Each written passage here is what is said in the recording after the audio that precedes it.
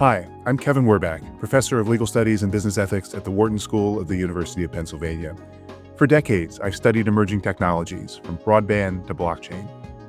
Today, AI is promising to transform our world.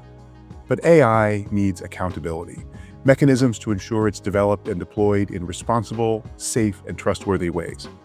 On this podcast, I speak with the experts leading the charge for accountable AI.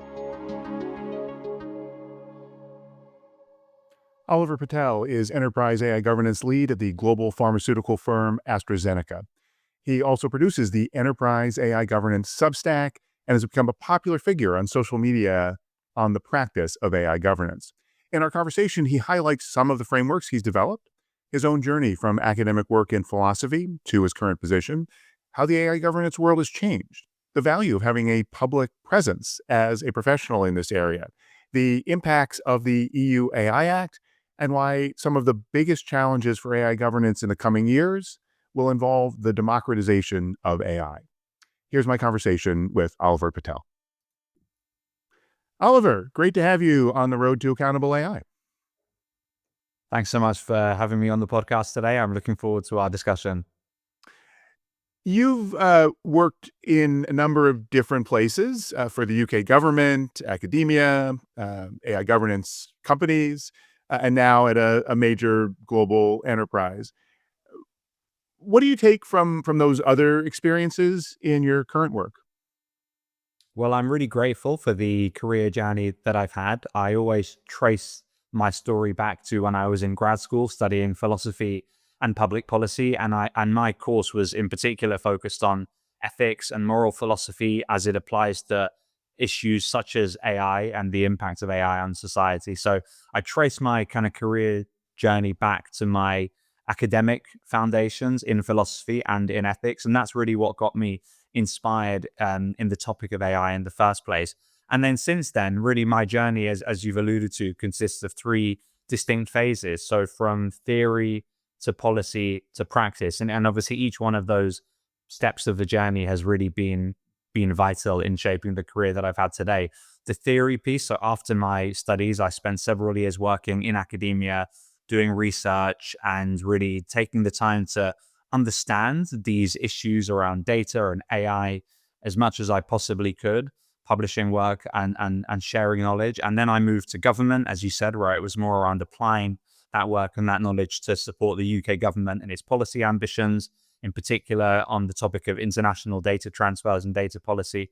And then in recent years, as AI governance has become a distinct professional field in its own right, I've then applied my kind of earlier interest in AI and AI ethics in a corporate context. So I feel like my journey is started with strong academic foundations and has progressively become more and more practical. And now it's led to what I do today on enterprise AI governance, which is my core focus. But I don't think I would be able to do this work in the way that I'm doing it and share my content and materials in the way that I am without those academic foundations, which is why I'm really grateful for them.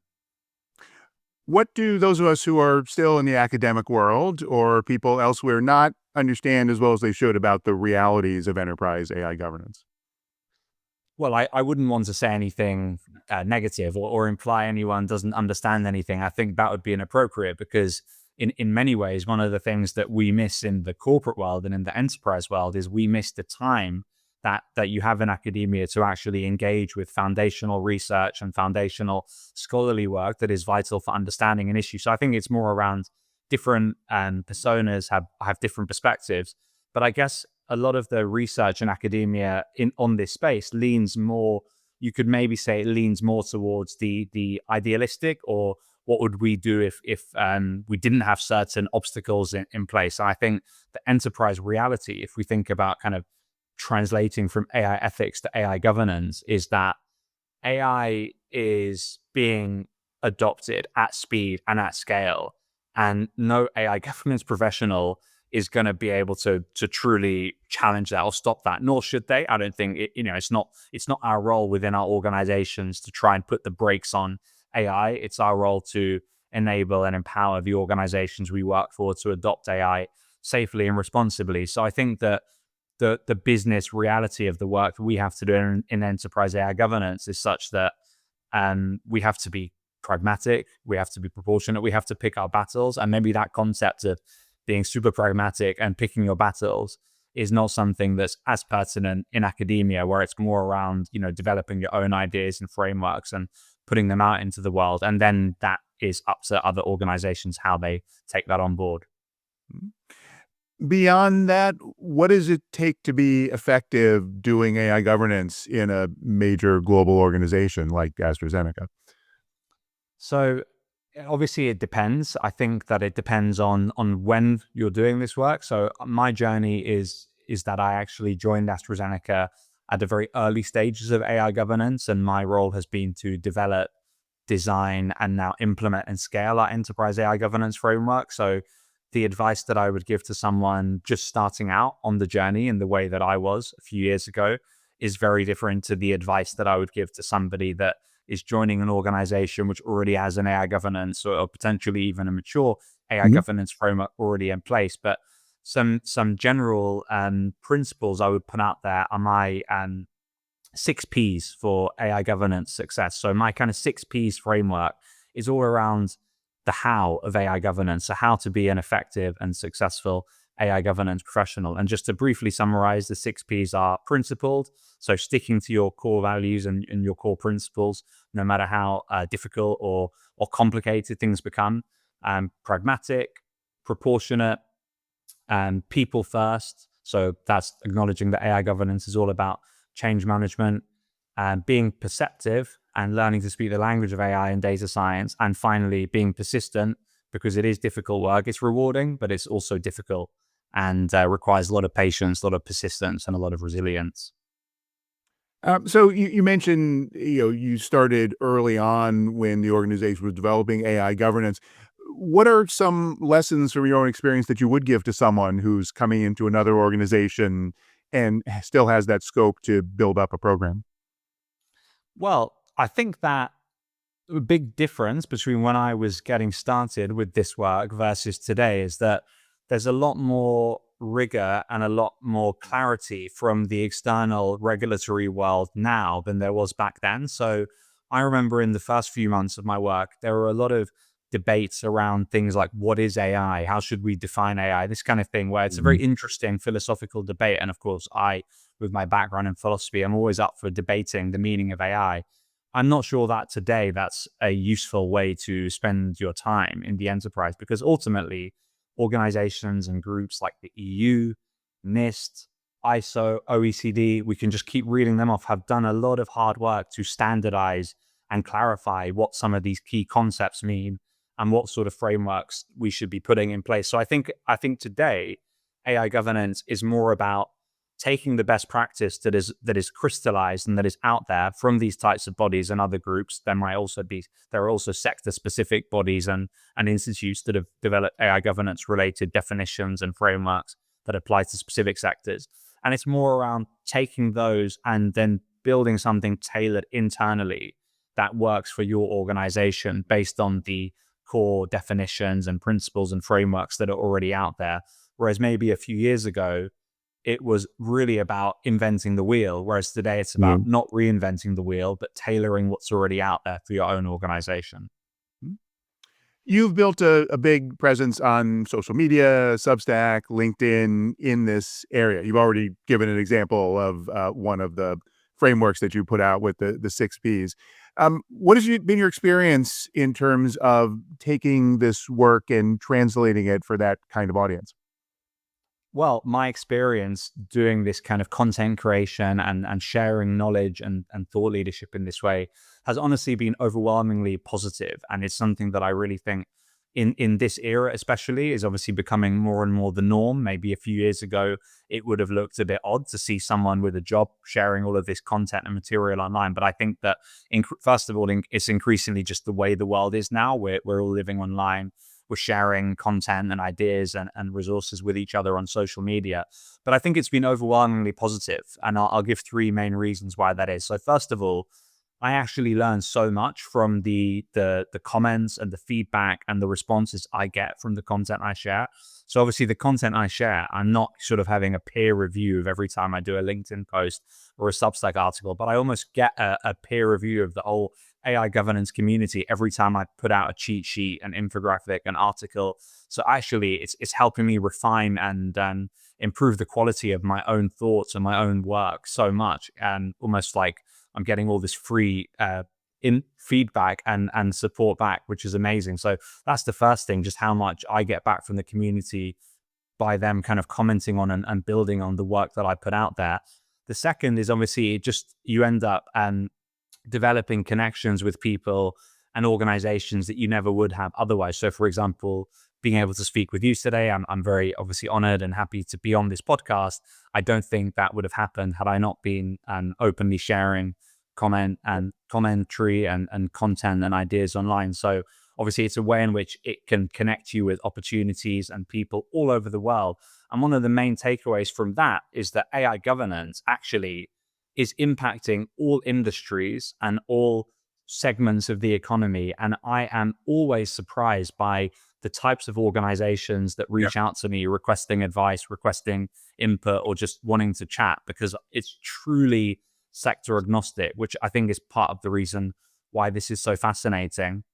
And the third one, actually, it's a bit more personal to me. The third reason why this has been a fulfilling journey is because with my sort of work in more enterprise leadership, you don't actually write that much compared to some of the previous roles I did. So obviously when I worked in policy and government and then academia, writing was a core part of my role. Whereas the more you kind of climb the corporate ladder, the more you're spending your time in meetings, and maybe your writing consists of sending emails and developing PowerPoints. But actually, I love writing. It's one of my favorite hobbies, and I think a core skill of mine. So one of the reasons I started my Substack is to actually force myself to write substantive long form content on a regular basis so that I didn't lose that writing skill that I obviously spent years honing.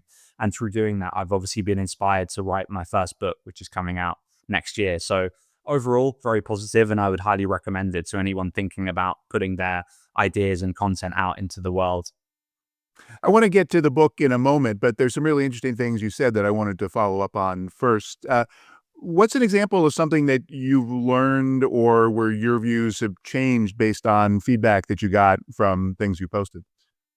Well, there are so many, but I'll mention something that's relevant for what I said earlier. So I spoke about my 6 Ps for AI Mhm. governance success framework, and went through each of the 6 Ps.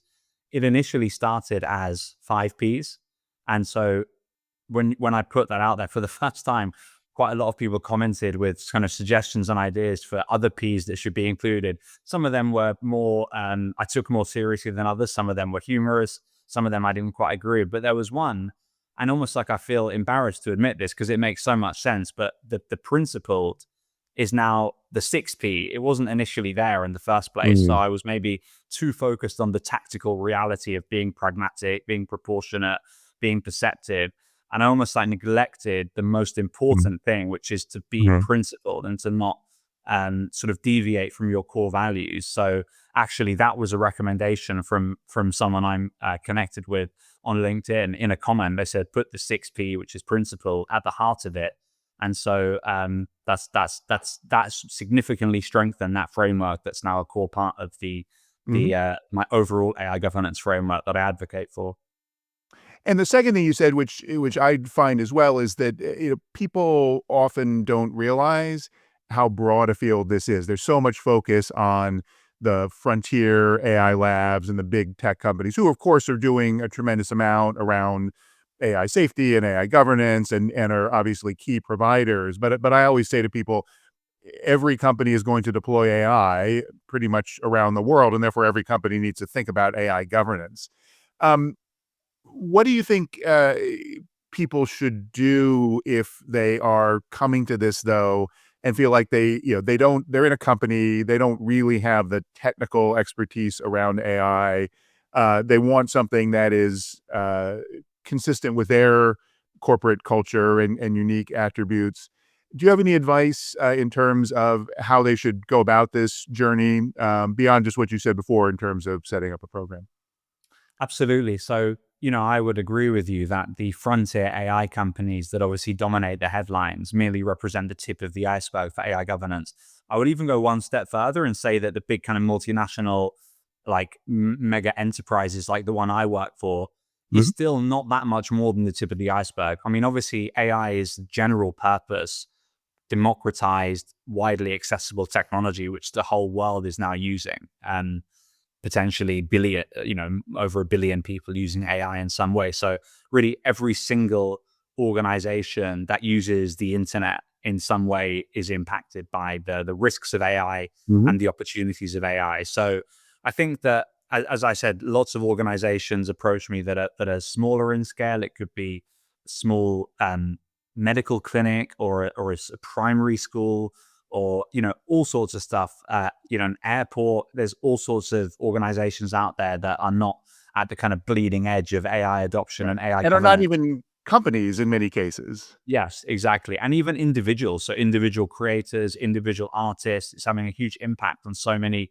freelancers and so many creative professionals and all sorts. So I think most organizations won't have the resources to kind of develop a mature enterprise AI governance framework like the sort of stuff that I've been working on, because that requires teams of people and lots of cash to basically pay for all sorts of stuff like technology platforms and lots of basically resources and support.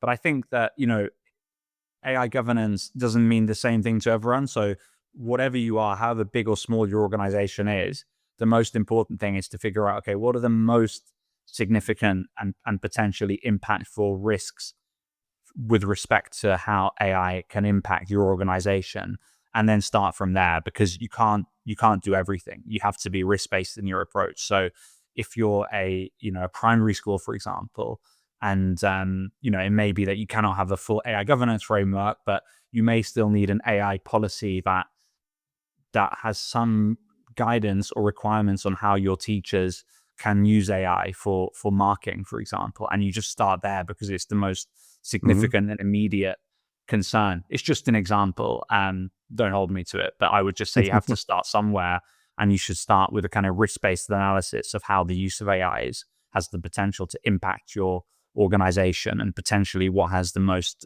negative impact or could have the most negative impact. I want to come back to the Substack and things that you posted. You just recently put out a framework for data risks, and so I'm curious if you could talk about that.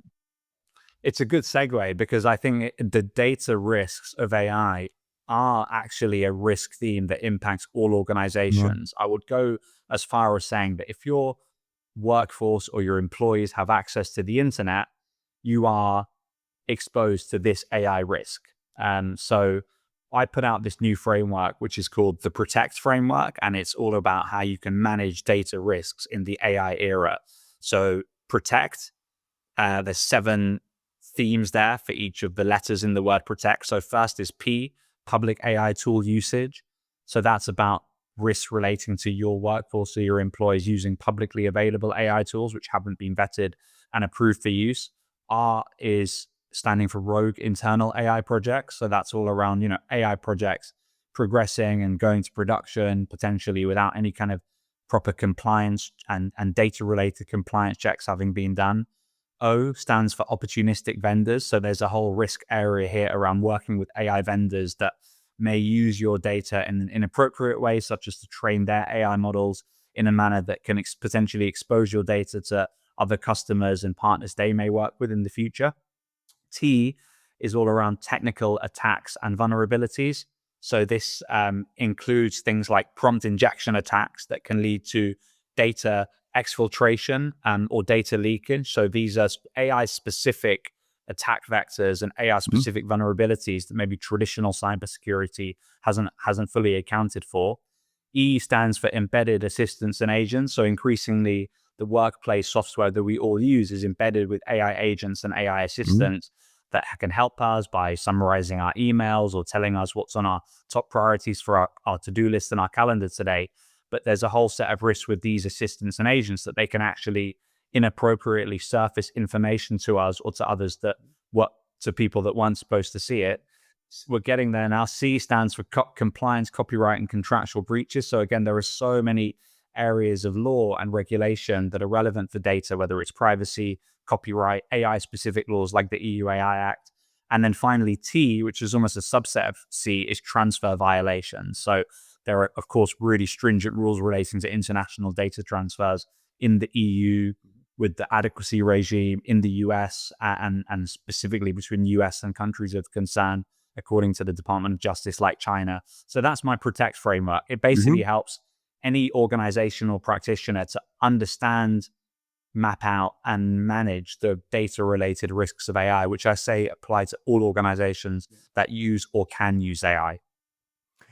As you've already illustrated, you've got a lot of frameworks and a lot of acronyms. Um, why do you tend to structure things in this way? And what's the value to someone of having that list that they can operate from? That's a very good question, and not something I've ever really spoken about before. I think that it's interesting because when I worked in academia and when I worked at University College London and when I studied philosophy before then, I didn't do this and I didn't really consume much content that did. But I think ultimately, it feels like people are much busier now than they've ever been before. It feels like with the way we all use technology, we all use social media, the pressures that everyone is under at work, we have a lot less, we seem to have a lot less free time than we used to. And I think there's plenty of evidence to show that our attention spans have got shorter and shorter. But on the flip side, the actual problems that we're dealing with, the impact of technology in society, are getting increasingly complex. So we have this kind of dual situation of harder and harder, more and more complex problems to solve.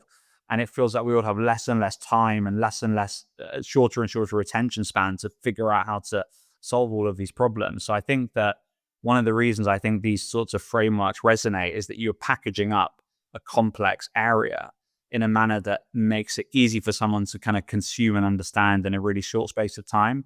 So those 7 themes are all kind of data risk themes that I've been aware of and others will have been aware of for a long time.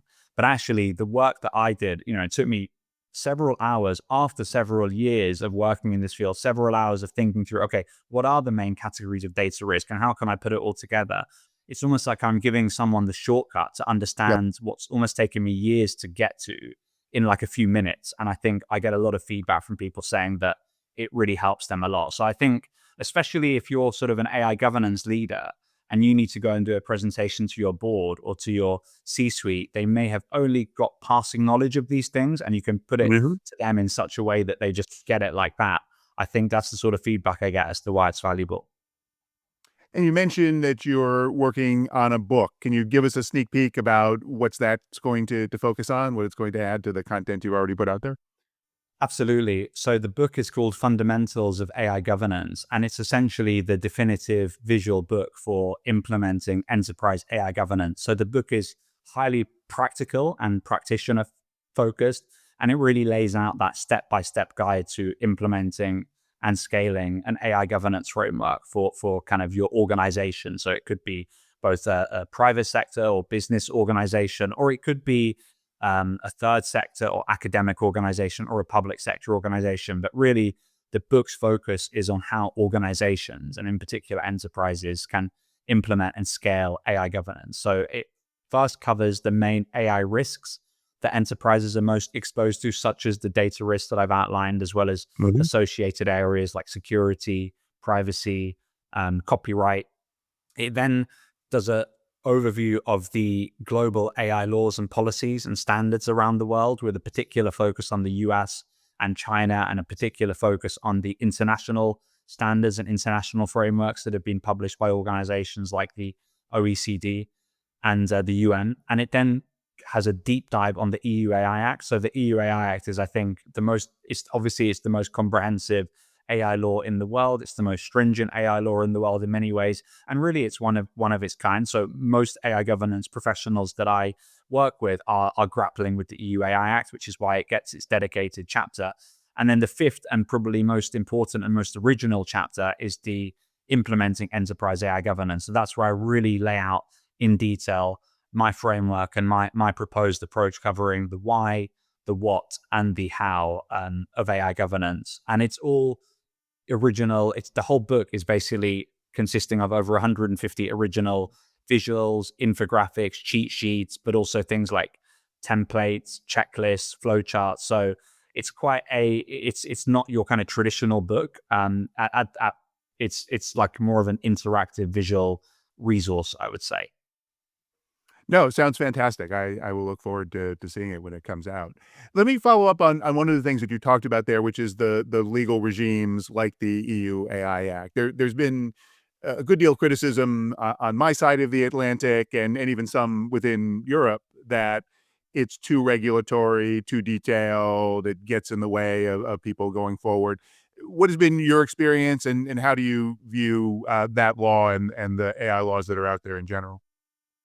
What I think is super interesting is that in recent months, there has been quite a lot of pressure put on the EU from a range Yeah. of different actors to kind of basically change course on the AI Act. And although there's a lot of talk about EU digital regulation simplification, and we know to expect this kind of omnibus package on EU digital regulation simplification, I think later in November. So I'm not exactly sure. It will probably go live with this before that has been published.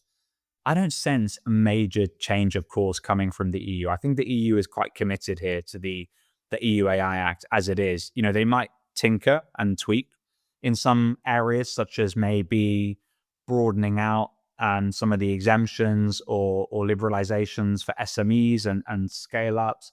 There may be some tweaks on sort of timings in some area, but I think as a whole, the EU is standing firm on its approach to AI regulation. So in a way, it doesn't really matter that much what I think or what anyone thinks, because I think the EU's basically made it clear that the EU AI Act is here to stay. What is super interesting is that I don't think we're seeing this kind of Brussels effect of other countries Mhm. sort of replicating and taking inspiration from the EU AI Act for their own AI regulation framework. And that's really different to the GDPR, where you saw many countries around the world adopt kind of GDPR light or GDPR style privacy regulations and data protection regulations. I can't name a single country that has or is in the process of adopting a comprehensive, Yeah. horizontal, stringent AI law like the EU AI Act. You have some laws in like Japan and South Korea, but they're more focused on Yeah. promoting the AI innovation in the economy. And then, of course, you have US state laws, which are often very narrowly focused on a specific issue. So I think the most important points to note are the EU AI Act is here to stay, and it's quite unique. And I'm not seeing any other countries or governments adopting a similar approach. Although even without those other laws, given that it applies broadly to organizations that do business in Europe, pretty much any multinational is going to have to take into account, right? Yeah, absolutely. So the key thing to point out about the Brussels effect is that although we may not be having this domino effect of other countries and jurisdictions adopting EU AI Act style laws, I know Canada had one on the table a few years back, but that's now completely off the table. It is having a Brussels effect in terms of impacting the internal corporate governance and compliance practices of companies around the world as it pertains to AI. So, of course, this will be most relevant for companies that operate in the EU, which I guess is most multinational companies operate in or sell to the EU market. But actually, there's also many vendors and smaller companies around the world that may be a bit separate from the EU market, but may want to sell their services to multinationals in the EU.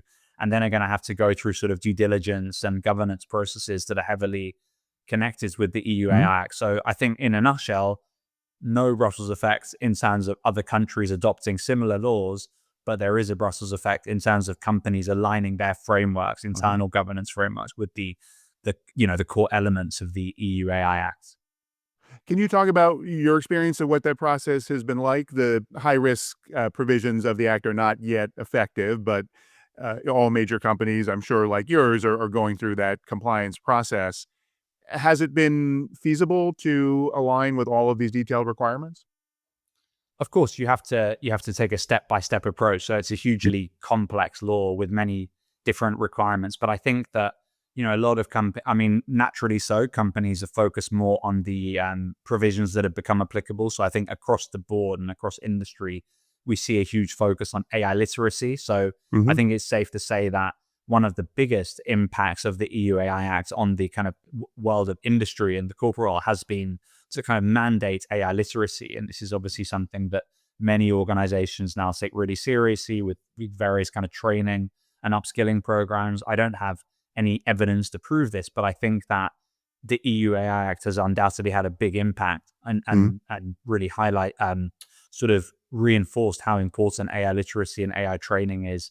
And I'm not sure we would have seen so much of it were it not for the EU AI Act. And then again, every organization that has any kind of AI governance framework has a process of classifying the risks of specific AI systems and AI use cases, and then doing, proportionate governance and compliance reviews and impact assessments that are tailored based on the risk level of the AI solution. So these kind of core pillars of AI governance and AI literacy and upskilling and training, as well as your kind of AI risk classification and AI governance assessment process. I think one of the reasons why these are core elements of AI governance is in part driven by the fact that it's basically impossible to comply with the EU AI Act without doing these things. And then another kind of core element of AI governance that you see across the board in all companies that take this seriously is having an AI inventory or an AI catalog where you can actually track your AI systems and use cases, and also track with respect to what's high risk, what's low risk, what's live in the EU or not in the EU. So again, these are the kind of core pillars, or one of my other frameworks, the 10 key pillars of enterprise AI governance.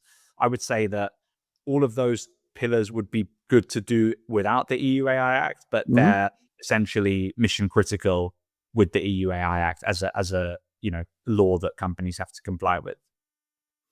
Beyond what you've already covered, what do you see on the horizon in the next several years as issues that should be top of mind for people who are working in this area?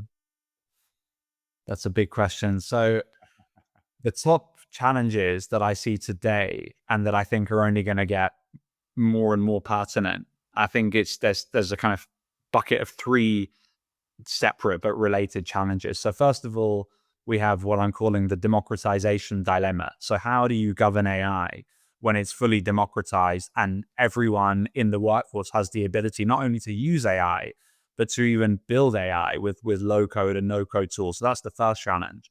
The second challenge is this kind of volume and velocity of AI initiatives is quite frankly overwhelming for the average enterprise AI governance function to keep up with and respond to. And then third is, what should the risk-based approach to AI governance, and in particular, how you classify AI risk be in this world in which AI is at the fingertips of everyone? Everyone can build AI agents or AI bots and assistants, and that means that we're having this huge increase in volume of AI initiatives coming through our processes, and this kind of rapid velocity in terms of how the technology is changing and how the risks are changing. So the solution, or one part of the solution here, is what I call the 3 Gs for governing AI democratization. And this is really to kind of help people not get too overwhelmed by basically all of this AI that they're expected to govern as AI governance leaders. So the first G is guidance. Ultimately, your workforce needs to have the appropriate guidance on how to use AI safely, how to build AI safely, how to procure or deploy AI safely. You're not going to be able to just govern everything proactively. You need to have the whole workforce understanding the practical do's and don'ts and the most important compliance and sort of guidance. That's the first G.